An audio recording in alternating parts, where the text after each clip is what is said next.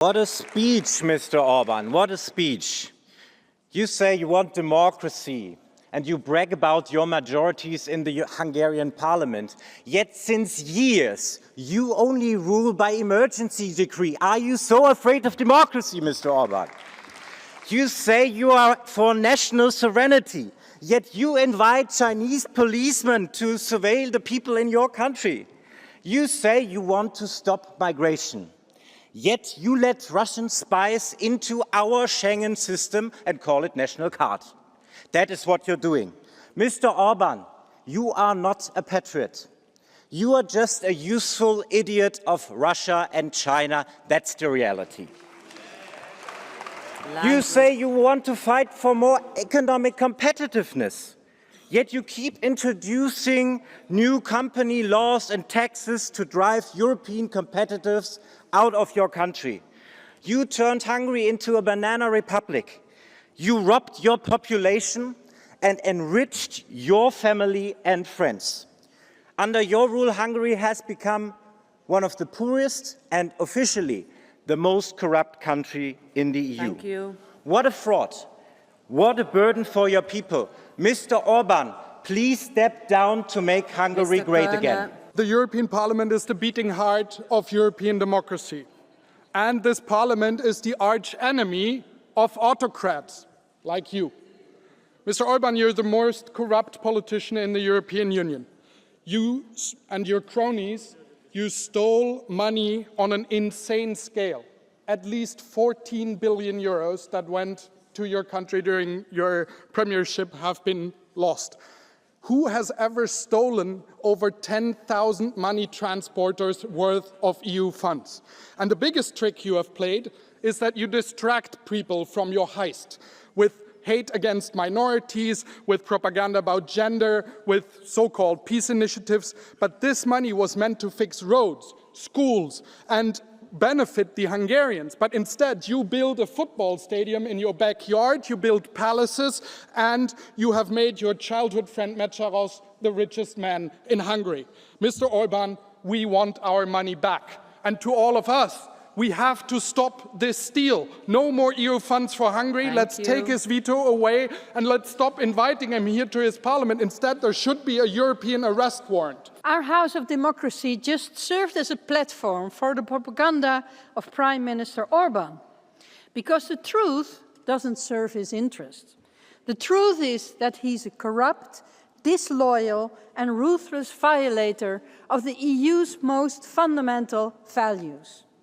Instead of listening to him, we should give the microphone to the Hungarian people who face the daily hardship of living under his autocracy. The teachers, the judges, human rights defenders, journalists and academics who fight for the values that the EU stands for, who simply demand the same freedoms and protection as every EU citizen. Yet this man is punishing them with smear campaigns and intimidating investigations. However, a solid majority in this House defends our allies and genuinely joins forces. And we urge the Council and Commission, go all in with our response, just like Orban does with his destruction. This presidency fails to meet its duty to hold a hearing under Article 7, paragraph 1. We urge the Council to use Article 7, paragraph 2 and prevent Orban from hijacking EU decision-making. And the Commission to keep EU funding frozen until the rule of law is restored for real. Be consistent, credible and act with urgency. If we cannot protect our EU citizens against autocrats, our EU democracy is bound to fail. Prime Minister, you say that you want to discuss the political priorities of the Hungarian presidency. For example, you say that you want to reinforce European defense, you want to regain control of the external border. I welcome these priorities.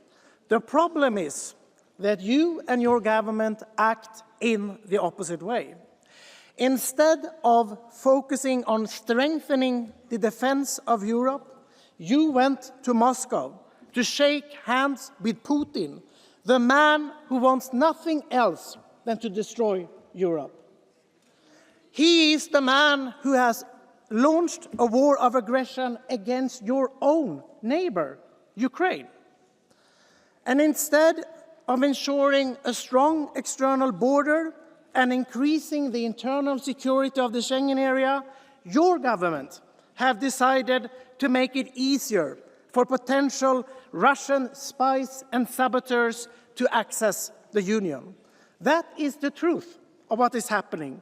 We have no problem to discuss your priorities, but I would argue that the citizens of Hungary and Europe deserves better. And trust me, change is coming, also to Hungary with the TISA party. Get ready. I know Hungary from its darkest place, from prison. I was held in pretrial detention in harsh conditions for 15 months. Thanks to the solidarity of thousands of anti-fascist citizens, I stand in front of you today as a free woman. The presidency of this Hungarian government is highly inappropriate. United Europe was born on the ashes of the defeat of Nazi fascism as a project of international cooperation. And it's a bitter paradox to have a presidency led by someone whose goal is to dismantle the EU in the name of nationalism. Hungary, under Viktor Orban, has become an illiberal and oligarchic regime, an authoritarian ethnic state. Some even call it a modern tyranny. What is sure is that now the rule of law and media freedoms are not guaranteed. Dissent is criminalized, civil society repressed. While loyal oligarchs have grown rich, social and regional inequalities have become worse. The rights of minorities are violated and racism has become mainstream. The EU is far from being perfect.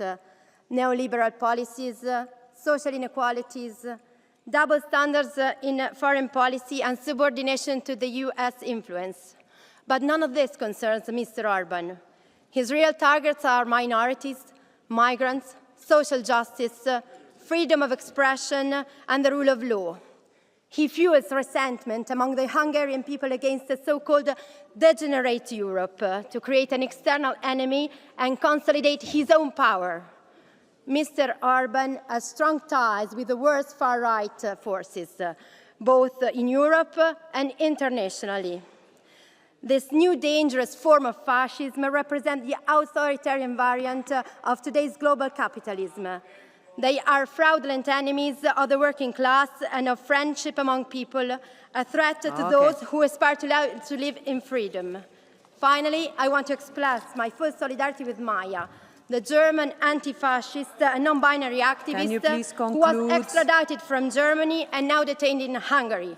European democracy must stand firm and refuse to cooperate with Mr. Orban's oppressive and authoritarian regime. Thank you. Okay, wait. Ms. Salis, wait. There is a blue card. Will you take it? You don't take it. Okay. We take